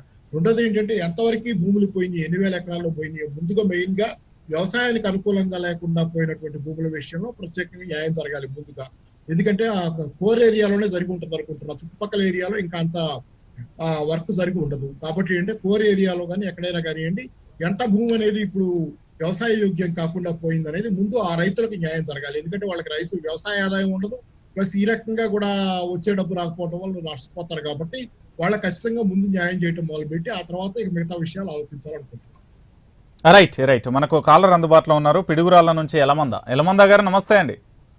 నమస్కారం సార్, మీకన్నా ఛానల్ లో ఉన్న వారికి నమస్కారం. నమస్తే అండి, చెప్పండి. చంద్రబాబు నాయుడు గారు 40 ఏళ్ళు సీనియర్ అంటున్నారు సార్. ఈ కరోనా టైంలో మళ్ళా ఎలక్షన్ కు రమ్మంటాం, అది కరెక్టేనా సార్? అసలు ఈ చంద్రబాబు నాయుడు గారు లాంటి వాళ్ళు మనం అనకూడదు కానండి, కళ్ళుండోళ్ళు చంద్రబాబు నాయుడు గారు లాంటి వాళ్ళు అమరావతిని చూస్తారు సార్, తెలివి ఉండోళ్ళు ఆంధ్రప్రదేశ్ మొత్తాన్ని చూస్తారు సార్. అదే తేడా జగన్మోహన్ రెడ్డి గారు కానీ చంద్రబాబు నాయుడు గారు. రైట్, థ్యాంక్ యూ అండి. మరో కాలర్ కూడా అందుబాటులో ఉన్నారు, రాజమండ్రి నుంచి శ్రీనివాస్ గారు. నమస్తే అండి. నమస్తే సార్, చెప్పండి శ్రీనివాస్ గారు. గత ప్రభుత్వంలోనే అమరావతి రాజధాని కింద నిర్ణయించినప్పుడు జగన్ గారు అమరావతికి ఓకే చెప్పారు కదండి. అప్పుడు కేంద్రం కూడా ఓకే చెప్పి నిధులు కేటాయించి కొన్ని బిల్డింగ్లు కట్టారండి. ఇప్పుడు మళ్ళీ వీళ్ళు అవకాశవాదం గురించి వద్దు అంటున్నారండి. ఆ రోజు వద్దంటే ఈ గొడవ లేకపోతుంది కదండి. Right, right. సుధాకర్ గారు మనం ముఖ్యంగా చూస్తున్నాం ఇక్కడ ఏదైతే అమరావతి ప్రాంతంలో కూడా ఎక్కువ శాతం కూడా ఏదైతే రియల్ ఎస్టేట్ అధికంగా జరిగింది, లేకపోతే భూములను రాజకీయ పార్టీలకు సంబంధించిన నేతలు కొన్నారు. ఇప్పుడు అమరావతి ప్రాంతానికి సంబంధించి డెవలప్మెంట్ జరిగే అవకాశం ఉంటుందా, లేకపోతే ఇదేదైతే పరిపాలన కానీ అధికార వికేంద్రీకరణ అని 3 రాజధానులకు సంబంధించి డిఫరెంట్ ప్లేస్లో పెట్టడం ద్వారా ఆ ప్రాంతాలు అభివృద్ధి చెందుతాయో, ఒకే చోట ఉండడం వల్ల ప్రాంతాల మధ్య విద్వేషాలు కూడా వచ్చే అవకాశం ఉంది? ఏది కరెక్ట్ అంటారు? అంటే చంద్రబాబు ప్రభుత్వం తీసుకున్న నిర్ణయం కరెక్ట్ అన్నామా, ఇప్పుడు ఏదైతే వైసీపీ ప్రభుత్వం తీసుకున్న నిర్ణయాన్ని స్వాగతిద్దామా? ఈ రెండింట్లో 2 ప్రభుత్వాలకు మధ్య ఉన్న వేరియేషన్ ఏంటి అసలు? నా వ్యూ పాయింట్ అంటే ఒక్కటే ఏంటంటే, ఒకవేళ అమరావతి నుంచి క్యాపిటల్ వెళ్ళిపోయినప్పటికీ ఈ ప్రాంతపు రియల్ ఎస్టేట్ అభివృద్ధి అనేది ఆగదండి. ఎందుకంటే ఈ రాష్ట్రానికి కేంద్ర స్థలము విజయవాడ, గన్నవరం, ఇబ్రహీంపట్నం, అదేవిధంగా గుంటూరు. ఇది ఏదైతే ఉందో this is the core of Andhra Pradesh. ఈ భూభాగం ఇంటర్నేషనల్ ఎయిర్పోర్ట్ లభ్యత ఉంది, రకరకాల ఇతర సదుపాయాలు ఉన్న కారణంగా ఇది ఆల్రెడీ ఇండస్ట్రియల్ అండ్ ఇతరేతర హబ్ అయిన కారణంగా, ఎడ్యుకేషనల్ హబ్ అయిన కారణంగా ఈ ఏరియాలో రియల్ ఎస్టేటు కొద్దిగా కొంతకాలం కుంటుపడినప్పటికీ తర్వాత పుంజుకోవడం అనేది ఖాయము. విజిటిఎం ఏరియా ఏదైతే ఉందో, విజయవాడ, గుంటూరు, తెనాలి, మంగళగిరి ఏరియా ఏదైతే ఉందో, ఇది ఒక గ్రోత్ హబ్.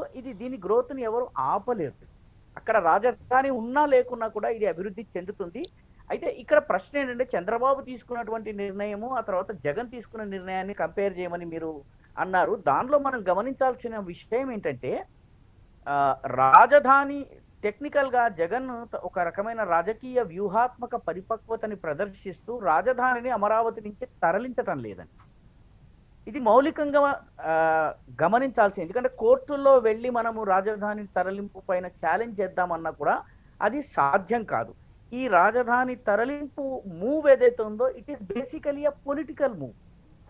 ఎందుకంటే ఈరోజు చంద్రబాబు నాయుడు తనకున్నటువంటి 23 ఎమ్మెల్యేలని రాజీనామా చేయించాలని గనక ఆయన ప్రయత్నిస్తే, నిజంగా కనుక కేసీఆర్ చేయించినట్టుగా చేయాలనుకుంటే ఏం జరుగుతుందంటే, విశాఖపట్నంలో ఉన్నటువంటి 4 ఎమ్మెల్యేలు ఆయన మాట వినరు. రాయలసీమలో ఎన్నికైనటువంటి ఒక్క నిమిషం అండి సుధాకర్ గారు, ఒక్క నిమిషం. ఒక కాలర్ అందుబాటులో ఉన్నారు మనకు, కృష్ణాంజనేయులు గారు, పశ్చిమ గోదావరి జిల్లా నుంచి. కృష్ణాంజనేయులు గారు నమస్తే అండి. నమస్తే సార్. చెప్పండి కృష్ణాంజనేయులు. మీ టీవీ వాల్యూ మ్యూట్ లో పెట్టి మాట్లాడండి దయచేసి. సరే సార్. Okay sir. మరి కొంచెం టైం ఇవ్వండి సార్. మాట్లాడండి ప్లీజ్. అదే ఇప్పుడు 3 రాజధానులు కరెక్టా, ఒకే చోట కరెక్టా అని పెట్టారు మీరు డిబేట్ అండి సార్. 3 చోట్ల ఉంటేనే అభివృద్ధి చెందుతుంది. గతంలో తెలంగాణ విడిపోవడానికి కారణం ఏంటి సార్? అంటే కృష్ణాంజనేయులు గారు ఇక్కడ డిబేట్ ప్రధానంగా కూడా చంద్రబాబుకు సంబంధించి సవాల్ విసరడం జరిగింది 48 గంటలలో. చంద్రబాబు నాయుడు అంటే సొంత ప్రయోజనాల కోసమే అమరావతిని పెట్టాడండి. సొంత ప్రయోజనాలు. తన కొడుకు, తన మనవడు, ఇతనేమో 1000 సంవత్సరాలు బతకాలి, ఇతని కొడుకేమో 2000 సంవత్సరాలు బతకాలి, ఇలా మనవడే 3000 సంవత్సరాలు బతకాలి. ఒక 5000 సంవత్సరాలకు ప్లాన్ చేసేటండి ఈయన. దశరథ మహారాజు 16,000 సంవత్సరాలు బతికేటండి. అలాగే అన్ని 1000 సంవత్సరాలు బతకాలి కుటుంబం అని ఒక ప్లాన్ చేస్తుంది. చంద్రబాబు నాయుడుది దురాలోచనతో పెట్టిందండి. సొంత ప్రయోజనం కోసమే అమరావతి అనేదాన్ని అతను అక్కడ ఏర్పాటు చేసేది తప్ప రాష్ట్ర ప్రజలకు ఎవరికి కూడా అది సమ్మతం కాదండి. అది ఎందుకంటే అక్కడ నేను 10 సార్లు లేని అమరావతి ఏరియాకి ఎక్కడో అరణ్యంలోంచి వెళ్తున్నట్టు ఉంది. భయం వేసింది కూడా నైట్ వెళ్ళి వస్తాం మేము అక్కడికి. దారుణంగా ఉన్నాయి ఆ రూట్లు అయ్యి. రైట్, థ్యాంక్ యూ అండి. మరో కాలర్ కూడా అందుబాటులో ఉన్నారు, శ్రీకాకుళం నుంచి శ్రీనివాస్ గారు. శ్రీనివాస్ గారు నమస్తే అండి. నమస్తే సార్. రంజిత్ గారు, అక్కడ ప్యానల్లో ఉన్న పెద్దవారికి కూడా నమస్కారం సార్. నమస్కారం అండి, చెప్పండి సార్. ఇప్పుడు జగన్ గారు ముందు ఒప్పుకున్నారు, రాజధానికి ఒప్పుకున్నారు కరెక్టే. తర్వాత ఈ అవకతవకలని చూసి మళ్ళీ ఆయన వద్దనుకున్నారు, అందుకే 3 రాజధానులు చేయడానికి ఒప్పుకున్నారు. ఇప్పుడు 3 రాజధానులు చేయడం వల్ల అన్ని ఇవి కూడా అభివృద్ధి అవ్వడానికి అవకాశం ఉంటుంది సార్. ఇప్పుడు మనం లేకపోతే హైదరాబాద్ లాగా మళ్ళీ మన తెలంగాణ లాగా మళ్ళీ అప్పచెప్పవలసి వస్తుంది. 3 రాజధానులు తప్పలేదు. ఇప్పుడు ఎలక్షన్ అంటున్నారు, ఎలక్షన్ గురించి చంద్రబాబు గారు మన పవన్ కళ్యాణ్ గారు ఇద్దరు వాళ్ళ డబ్బులు పెట్టుకుని ఎలక్షన్ చేస్తే అప్పుడు ఓకే సార్. జనాలకు కూడా జనాలతో ఎలక్షన్ కాకుండా. థ్యాంక్ యూ అండి. రైట్. సుధాకర్ గారు ప్లీజ్ కంటిన్యూ. నా హోల్ పాయింట్ ఏంటంటే, ఇది కేవలం రాజకీయమైనటువంటి ఇష్యూ. చంద్రబాబు నాయుడు రాష్ట్ర ప్రభుత్వాన్ని సవాలు చేస్తున్నారు. 48 గంటల్లో అందరూ రిజైన్ చేయని, అది అవదని ఆయనకు తెలుసును. ఆయన ఎమ్మెల్యేలు మొత్తం 23 మందిని ఆయన రాజీనామా చేయించి ఉప ఎన్నికలకు వెళ్ళేటటువంటి పరిస్థితి నేడు లేదు. ఎందుకంటే 3 ఎమ్మెల్యేలు ఆల్రెడీ ఆయన నుంచి పార్టీ మారి ఉన్నారు. ఏ పద్ధతిలో ఆయన పార్టీ గతంలో మార్పించారో వైఎస్ఆర్సీపీని, అదే పద్ధతిలో వీళ్ళు వెళ్ళారు. కాబట్టి ఆయనకు మోరల్ గా కానీ లీగల్ గా కానీ చేయగలిగింది పెద్దగా లేదు. ఉత్తరాంధ్రలోని 4, రాయలసీమలోని 2-3 ఎమ్మెల్యేలు కూడా ఆయన మాట వినే అవకాశం లేదు. కాబట్టి ఈరోజు ఎన్నికలకు వెళ్ళాలని ప్రయత్నిస్తే ఆయన స్వయంగా భంగపడతారు, విపక్ష హోదాని కోల్పోతారు, విపక్ష నేత హోదాని కోల్పోతారు. రాజకీయంగా అది ఆయనకి సూయిసైడల్, ఆత్మహత్య సదృశమైనటువంటి చర్య. కాబట్టి పోరాటము మనది. రైతుల హక్కులను కాపాడటం ఎలాగా, రైతులకు న్యాయం ఎలా జరగాలి, రైతులకు చెందవలసినటువంటివి ఎలా అందింపజేయాలన్న విషయంలో అన్ని పార్టీలు పనిచేయాలి. వైఎస్ఆర్సీపీ, తెలుగుదేశం, బీజేపీ, జనసేన అన్ని కూడాను భూములు ఇచ్చిన రైతుల హక్కులను కాపాడే విషయంలో ఏమేం చేయాలి అన్నటువంటి దాని మీద ఫోకస్ చేస్తే బాగుంటుందని నా అభిప్రాయము. కేవలము ఒక ప్రాంతం మాత్రమే అభివృద్ధి చెందాలి. కొందరు విచిత్రమైన వాదనలు తీసుకొస్తున్నారు. ఎందుకంటే బైఫర్కేషన్ యాక్ట్ లో క్యాపిటల్స్ అనే పదం లేదు అన్నది. దానికి ఆల్రెడీ జగన్మోహన్ రెడ్డి గారి ప్రభుత్వము ఆన్సర్ చేసింది. ఈ చట్టము 3 రాజధానుల చట్టము కాదు, ఇది మీడియా సృష్టి. రాజధాని యొక్క అడ్మినిస్ట్రేటివ్ ఫంక్షన్ ని, లెజిస్లేటివ్ ఫంక్షన్ ని వేరే చోట్లకి తరలిస్తున్నారు. టెక్నికల్ గా అమరావతి రాజధాని. కాబట్టి చాలా తెలివిగా జగన్ గారు రాజకీయపు ఎత్తుగడ వేశారు. దీనిని లీగల్ గా కోర్టులో ఛాలెంజ్ చేయడం కూడా కష్టము. కాబట్టి రాజకీయ పార్టీలన్నీ కూడా గుంటూరు, అమరావతి రీజన్ లో నష్టపోతున్న రైతులకు న్యాయం ఎలా చేయాలన్న విషయం మీద ఫోకస్ చేయాలి తప్ప రాజధాని మారకూడదు, లేకపోతే వేరే చోటకి వెళ్ళకూడదని చేసినట్లయితే మనం రైతులకు అన్యాయం చేసిన వాళ్ళం అవుతాం. రైట్, అంటే రైట్. మనకు ఒక కాలర్ అందుబాటులో ఉన్నారు, కృష్ణా జిల్లా నుంచి ఫిరోజ్ గారు. ఫిరోజ్ గారు నమస్తే అండి. సార్ నమస్కారం సార్. మీ టీవీ వాల్యూమ్ మీట్లో పెట్టి మాట్లాడండి ఫిరోజ్ గారు. నమస్కారం సార్, అక్కడ ఉన్న వారందరికీ నమస్కారం. నమస్తే అండి. ఇప్పుడు ఆ రాజధాని పునాదులే, అమరావతి పునాదులే ఒక దురాలోచనతో స్టార్ట్ అయినాయి సార్. అది 5 కోట్ల ఆంధ్రుల ప్రజలందరికీ కూడా సంబంధించి కాకుండా కొద్ది మందికి మాత్రమే లాభం చేకూర్చే విధంగా ప్లాన్ చేయబడింది. శివరామకృష్ణన్ గారి కమిటీ పక్కన పెట్టి, అంటే ఇప్పుడు చంద్రబాబు వ్యాఖ్యలను ఏ విధంగా చూస్తారు మీరు? సార్ ఇప్పుడు ఏమి లేనప్పుడు ఎన్ని ఛాలెంజ్ అయినా చేయొచ్చు సార్. ఇప్పుడు 23 సీట్లు వచ్చి ఆ 151 సీట్లను రాజీనామా చేయమంటాం అంటే ప్రతి విషయానికి రాజీనామా, అంత సీనియర్ నాయకుడు అలా మాట్లాడకూడదు సార్. ఎందుకు సార్ 5 కోట్ల మందిని కన్సల్ట్ చేసి అమరావతి రాజధానిని ప్రకటించారా? సీక్రెట్ గా దొనబండని, నూజువీడని, నాగార్జున యూనివర్సిటీ అని అందరినీ ప్రజలను మోసం చేసి చాలా మంది ప్రాణాలకు కారణమయ్యి ఒక వర్గం కోసం, ఒక స్వార్థం కోసం తమ పెట్టుబడులు పెట్టి వాళ్ళ అమరావతిని 5 కోట్ల ఆంధ్రులు అంటే మా 5 కోట్ల ఆంధ్రులు చెప్పి రాజధాని ఇన్సైడర్ ట్రేడింగ్ సీక్రెట్ గా చేశారు. ఈ విషయం ప్రజలందరికీ తెలుసు. ఆయన చేసిన పనులు ఈ ప్రభుత్వం సమర్థించాలా? అంటే ఆయన చేసిన దానికి మళ్ళీ ఇది చేయడానికి వీళ్ళు మళ్ళీ రాజీనామా చేయాలా? అంటే ఎప్పుడు దాకా అమరావతి రాజధాని ప్రకటిస్తారు అప్పుడు దాకా ప్రభుత్వం రాజీనామాలు చేస్తానే ఉండాలా? ఇది ఇప్పట్లో అయ్యేది కాదు. ఇక అమరావతి అనేది ఒక కళ మాత్రమే. అక్కడ కేవలం పాపం ఆ రైతులు నష్టపోయారు. రైతులకు న్యాయం చేయాలి ప్రభుత్వం అయినా సరే. నష్టపోయింది రైతులే. అక్కడంతా రియల్టర్స్ చేరిపోయారు. అది కొంతమంది స్వార్థం కోసం, ఒక వర్గం కోసం తయారు చేయబడినటువంటి ఒక గేటు పెట్టుకున్నటువంటి ఒక ఫామ్ హౌస్. అది ప్రజలు దాన్ని ఒక ఫామ్ హౌస్ గా భావిస్తున్నారు. దానికి రాజీనామా చేయండి, దిగిరండి, ఎక్కిరండి అంటే ఎవరు వస్తారు సార్? మీరు ఎవరికి చెప్పి చేశారు? ప్రజలకు ఏమైనా చెప్పి చేశారా? శివరామ కమిటీ చేశారా? ఎవరికి చెప్పకుండా సీక్రెట్ గా మీరు దారి తెప్పించి దొనకొండ, నూజువీడు, నాగార్జున అని ఎంతో మంది చనిపోయారు సార్ మోసపోయి. ఇంకే ఇట్లా రాజీనామా చేసి హాస్యాస్పదంగా ఉంది. మీ 23 మందిని రాజీనామా చేసినామంటే ఈ దెబ్బతో మొత్తం 0 అయిపోతుంది. రైట్ రైట్, థ్యాంక్ యూ అండి. మరో కాలర్ కూడా అందుబాటులో ఉన్నారు, విజయనగరం నుంచి ఆరోల్ గారు. ఆరోల్ గారు నమస్తే అండి. నమస్తే సార్. చెప్పండి ఆరోల్ గారు.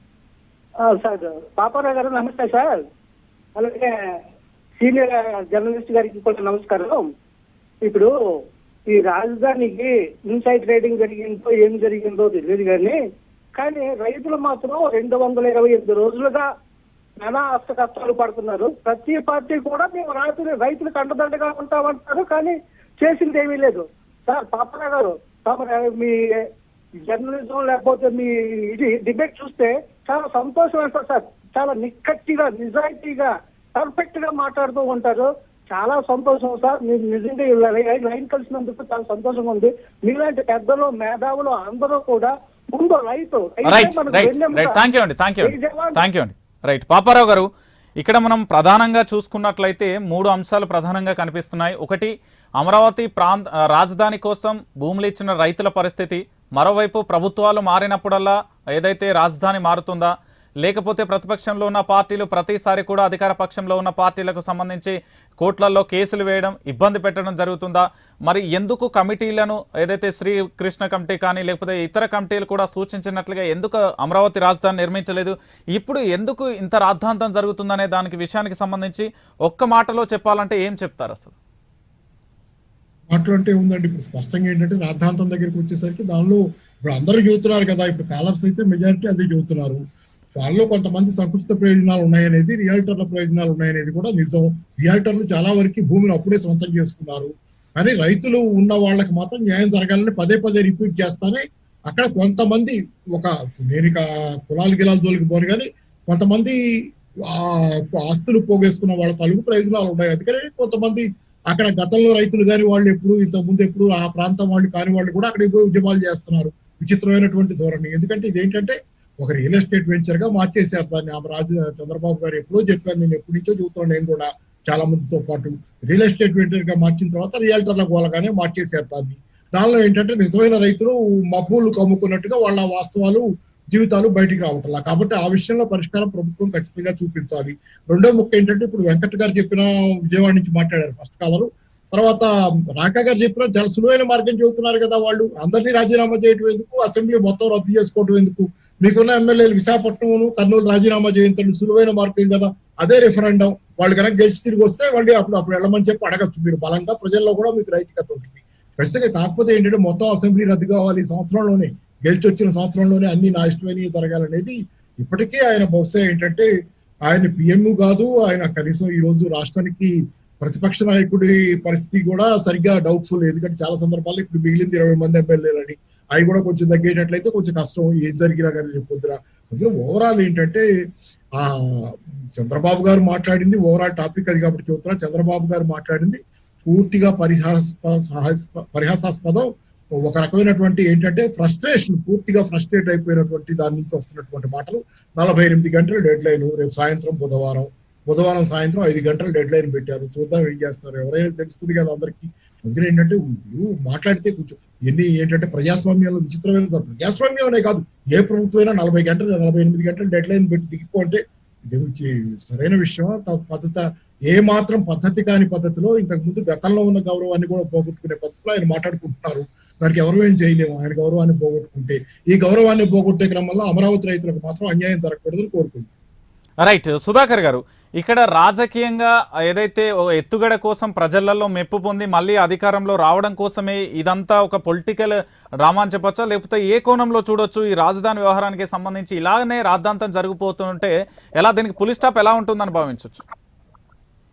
ఈ మన రాష్ట్రం తమిళనాడు రాజకీయాల మోడల్లో వెళ్ళిపోతుందండి. ఒక ప్రభుత్వం వచ్చి సగం ఇల్లు కడుతుంది, రెండో ప్రభుత్వం వచ్చి దాన్ని కూల్చి ఇంకో చోట సగం ఇల్లు కడుతుంది. ఈ తమిళనాడైజేషన్ ఆఫ్ ఆంధ్రప్రదేశ్ పాలిటిక్స్ జరుగుతోంది. అయ్యవారు ఏం చేస్తున్నారంటే చేసిన తప్పుల్ని దిద్దే పద్ధతిలోకి వచ్చేసేసాము. రాజధాని విషయంలో రాజధాని రైతులకు నాదొక చిన్న సలహా ఉంది. ఎందుకంటే వాళ్ళు జెన్యూన్ గా నష్టపోతున్న వాళ్ళు రైతులు రాజకీయ ప్రకటనలు చేయటం మానుకోవాలి. రైతులు తెలుగుదేశం మౌత్ పీస్ లాగా మాట్లాడటం మానుకుని తమ ప్రయోజనాలను కాపాడుకునేందుకు ప్రభుత్వంతో నేరుగా తమ భూములు, తమ కంపెన్సేషన్, తమ నష్టపరిహారం విషయంలో వాళ్ళు మాట్లాడాలి. ఏదో ఒక రాజకీయ పార్టీ యొక్క పావుగా వాళ్ళు ఉపయోగపడాల్సినటువంటి అవసరం లేదు. అంటే సుధాకర్ గారు ఇక్కడ ఒక చిన్న ఇంటరాక్ట్. సుధాకర్ గారు, ఇక్కడ ప్రజాభిప్రాయ సేకరణ ఇప్పుడు అవసరమా? దాంతోపాటు ఇప్పుడు నేరుగా అక్కడ ప్రాంత ప్రజలు ప్రభుత్వాన్ని కలిసే మార్గం ఉంటుందా? ఎందుకంటే ఇన్ని రోజులుగా నిరాహార దీక్ష చేస్తున్నా పట్టించుకొని పక్షాన లేదు. మన రాజ్యాంగంలో ప్రజాభిప్రాయ సేకరణ అనేటటువంటి కండిషన్ లేదు. మన రాజ్యాంగంలో లేనటువంటి దాన్ని కొత్తగా సృష్టించి కేంద్ర రాజ్యాంగంలో సంశోధన చేస్తే తప్ప, లేకపోతే సవరణ చేస్తే తప్ప ఇది సాధ్యం కాదు. ప్రతి అంశం పైన ప్రజాభిప్రాయ సేకరణ చేయవలసి వస్తే ప్రభుత్వాలు ముందుకు సాగవు. 5 ఏళ్ల పాటు అధికారం ఏ పార్టీకి అయితే ఇచ్చామో దాన్ని నమ్మి మనం ఇచ్చాం కాబట్టి ఆ ప్రభుత్వాన్ని పరిపాలన చేయనిచ్చారు. ఒకవేళ అది సరిగ్గా పరిపాలన చేయకపోతే దాన్ని రిజెక్ట్ చేసే అధికారం ప్రజలకు ఉంది. ప్రతి అంశంపై ప్రజాభిప్రాయ సేకరణ చేసేటటువంటి వ్యవస్థ మనకు లేదు. కాబట్టి ఈ రకమైనటువంటి తప్పుడు ఆశలు కల్పించేటటువంటి స్టేట్మెంట్స్ ఏవైతే ఉన్నాయో, అంటే ఏంటంటే కొందరు రైతులకు ఏదో కొందరు వ్యక్తులకి తప్పుడు ఆశలు కల్పించడం జరుగుతుంది. రాజ్యాంగంలో లేని వ్యవస్థను మనం ఏ రకంగా తీసుకుని రాగలుగుతాం? మనకి కేవలము ఇరిగేషన్ ప్రాజెక్టుల కోసము భూసేకరణ చేసినప్పుడు ప్రజాభిప్రాయ సేకరణ, లేకపోతే యురేనియం ప్రాజెక్ట్ లాంటివి ఏమైనా కట్టాల్సి వచ్చినప్పుడు మనకి ప్రజాభిప్రాయాన్ని కలెక్ట్ చేయాల్సినటువంటి బాధ్యత ఉంది. అది కూడా ఎన్వైరన్మెంటల్ ఇంపాక్ట్ అసెస్మెంట్లో భాగంగా చేసేటటువంటి వ్యవస్థ ఉంది తప్పితే రాజధానికి సంబంధించి అమరావతిలో రాజధానిని పెట్టే సమయంలో ప్రజాభిప్రాయ సేకరణ చేశారా? అప్పుడు చేయనప్పుడు ఇప్పుడు ఎలా చేయగలుగుతారు? రైట్, ఒక నిమిషం అండి. రైట్, మనకు ఒక కాలర్ అందుబాటులో ఉన్నారు విజయవాడ నుంచి, నాగేశ్వరరావు గారు. నాగేశ్వరరావు గారు నమస్తే అండి. నమస్తే అండి, చెప్పండి. మరి ఇప్పుడు అమరావతి మీద గత ప్రభుత్వం హయాంలో జరిగినటువంటి దాని మీద కూడా చాలా భిన్నాభిప్రాయాలు వచ్చినాయి. చాలా మంది చెప్తున్నట్టుగా ఏదో 33,000 ఎకరాలు గత ప్రభుత్వం అడగగానే చేశారా అనేది కొంత అవాస్తవం ఉంది ఇందులో. అంటే విజయవాడ వాసిగా నేను చెప్పింది ఏంటంటే అక్కడ అమరావతిలో ఆ భూసేకరణ విషయంలో కూడా గతంలో చాలా భిన్నాభిప్రాయాలు వచ్చినాయి. సిక్స్ ఛాలెంజ్ పద్ధతి, అదేవిధంగా చంద్రబాబు నాయుడు గారు ల్యాండ్ పూలింగ్ ఇచ్చినటువంటి సందర్భాల్లో కూడా చాలా మంది రైతుల నుంచి భిన్నాభిప్రాయాలు వస్తున్నాయి. ఇందులో ఇప్పుడు ప్యానల్లో ఉన్నటువంటి పాపరావు గారు కూడా ఆ రోజు సిక్స్ ఛాలెంజ్ మీద ఒక సదస్సులు నిర్వహిస్తే మేము కూడా దానికి అటెండ్ అయ్యాం. అక్కడ ఉన్నటువంటి ఉద్యమంలో అన్మోల్ గాంధీ గారు పోరాటాల్లో కూడా. రైట్, థ్యాంక్ యూ అండి నాగేశ్వరరావు. రైట్, సుధాకర్ గారు ప్లీజ్ ఫైనల్ గా ఈ చర్చా వేదిక ద్వారా ఏదైతే చంద్రబాబు సవాల్ కానీ లేకపోతే రఘురామకృష్ణరాజు ప్రజాభిప్రాయ సేకరణ గురించి ఈ రెండు అంశాలకు సంబంధించి ఫైనల్ గా ఒక మాటలో ఏం చెప్తారు? సార్, రఘురామకృష్ణరాజు గారు ఆటలో అరటిపండు. ఆయనని మనం పెద్దగా సీరియస్ గా పట్టించుకోని అవసరం లేదు. ఆయన సొంత లెక్కలు ఏవో ఉన్నాయి, అవి తేల్చుకునే ప్రయత్నంలో భాగంగా రకరకాల స్టేట్మెంట్లు ఇస్తున్నారు. కానీ చంద్రబాబు నాయుడు చేస్తున్నటువంటి ప్రకటనలు పూర్తి బాధ్యతారాహిత్యం. ఎందుకంటే 40-45 సంవత్సరాలు ప్రజాస్వామ్య జీవితంలో ఉన్నటువంటి వ్యక్తి ఏ పరిపక్వతను ప్రదర్శించాలో ఆ పరిపక్వతను ఆయన ప్రదర్శించడం లేదు. తోక కుక్కని ఆడించలేదు. 23 మంది ఎమ్మెల్యేలు 150 మంది ఎమ్మెల్యేలని రాజీనామా చేయాలని కోరడం కన్నా హాస్యాస్పదమైంది మరొకటి లేదు. చంద్రబాబు అయినా ఇంకొకరైనా కూడాను పోరాడవలసింది అమరావతిలో భూములు ఇచ్చినటువంటి రైతులకు న్యాయబద్ధంగా వాళ్ళ హక్కులను ఎట్లా పరిరక్షించాలన్న విషయంలో పోరాటం జరగాలి. రైట్, పాపారావు గారు ఫైనల్ గా. సార్, రఘురామకృష్ణరాజు గారి చర్చ కూడా ఉంది కాబట్టి చిన్న ముక్క. రఘురామకృష్ణరాజు గారు రాష్ట్రం అంతా అసెంబ్లీ ఎన్నికలకు వెళ్లాలని కోరే ముందు ఆయన ఎటుకుడి వైసీపీ పార్టీతో డిఫర్ అవుతున్నారు, ఆ పార్టీకి దూరం అయిపోయారు కాబట్టి ఆయన ముందు రాజీనామా చేసి ఆయన ఎంపీగా మళ్ళీ వెనక్కి వెళ్ళి వచ్చినట్లయితే అది కొంచెం బాగుంటుంది. నైతికంగా అది కొంచెం చూడటానికి కూడా బాగుంటుంది. కాబట్టి అందుకని ఏంటంటే ఇప్పుడు వేరే పార్టీలు మాట్లాడిన మాటని, సరే వేరే పార్టీలు అంటే తన పార్టీలో తప్పు ఉంటే సమర్థించి చేసుకోవచ్చు. ఏ రకంగా సమర్థించుకోకుండా దానికి ఏమి తర్కం లేకుండా అమరావతి ప్రజలకు అన్యాయం జరిగిందనే ఒక రైతుల్ని అడ్డం పెట్టుకుని చేసే రాజకీయం అనేది మంచిది కాదు. ఇందాక రాకా గారు కూడా స్పష్టంగా, రాకా గారు ఎవరో కూడా చెప్పారు ఏంటంటే ఇప్పుడు అమరావతి ప్రజల్ని రాజకీయాల్లో పావులుగా చేయొద్దు. అమరావతి ప్రజలు ఓ పార్టీతో సంబంధం లేదు, వాళ్ళు డైరెక్ట్ గా ప్రభుత్వంతో, ఎందుకంటే అంతకు ముందు కూడా ఈ ప్రపోజల్స్ వచ్చినాయి. అమరావతి రైతాంగం అక్కడ వాళ్ళు ప్రభుత్వంతో మాట్లాడుకోవచ్చు అని, మరి ఏ కారణమైనా సరైన చర్చలు జరగలేదు. ఆ చర్చలు జరగాలి. రైతులు డైరెక్ట్ పార్టీలతో సంబంధం లేకుండా భిన్న నేపథ్యం ఉన్న వాళ్ళు, అంటే పార్టీలో ఏదో నేపథ్యం ఉన్న వాళ్ళతో వాళ్ళు ఒక కమిటీ ఏర్పాటు చేసుకుని ప్రభుత్వంతో చర్చలు జరుపుకునేటట్లయితే అది చాలా ఉత్తమంగా ఉంటుంది. దీంతో ఇప్పుడు ఇన్నిటితో ఇన్ని గొడవలు ఇన్ని రకాలుగా ఏంటంటే రైట్. ఇక ఈనాటి జనగలం చర్చా కార్యక్రమంలో పాల్గొన్న పాపారావు గారికి, అదేవిధంగా సుధాకర్ గారికి, ఇద్దరికి కూడా కృతజ్ఞతలు. అదేవిధంగా కాలర్స్ అందరికీ పేరుపైన కృతజ్ఞతలు. ఇక మొత్తంగా చూడొచ్చు చంద్రబాబు సవాల్ ఇటు ఎంపీ రఘురామకృష్ణరాజు వ్యాఖ్యలకు సంబంధించి మరి ఆంధ్రప్రదేశ్ ప్రజలు ఏ విధంగా నిశ్చితంగానైతే ఆలోచిస్తున్నా, మరి ప్రభుత్వం ఎలాంటి నిర్ణయం తీసుకోబోతుంది, ప్రభుత్వం తదుపరి చర్య ఏ విధంగా ఉండబోతుంది అనేది మనం కూడా వేచి చూడాలి.